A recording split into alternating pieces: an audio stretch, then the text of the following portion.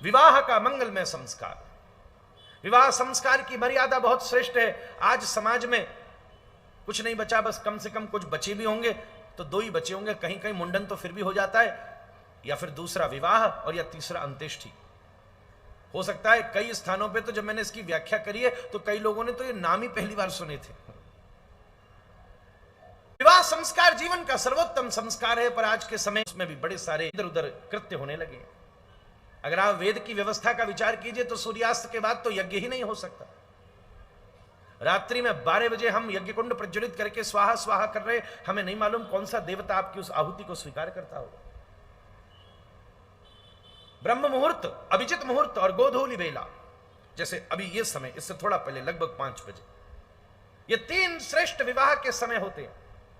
मुगलों के राज्य में हिंदू विवाहों में हमले हो जाते थे, इसलिए रात्रि में चुपचाप विवाह करना पड़ता था, इसलिए व्यवस्था बनी। और अगर हमने उस घटना को अपना नियम ही बना लिया तो ये दुर्भाग्य की बात है।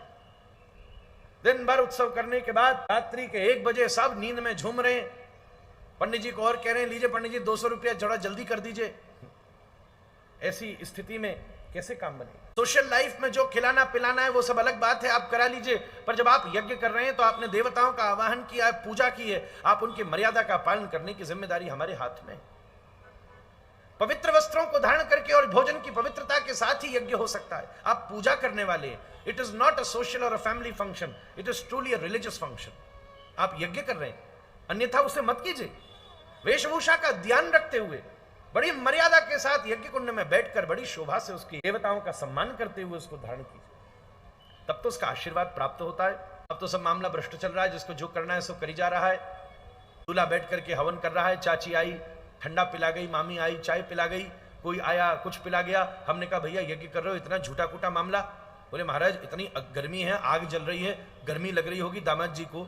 मैंने कहा जब 3 घंटे ये आग नहीं जल रही तो 30 साल ये बगल में बैठी आग कहां से जलने वाली है?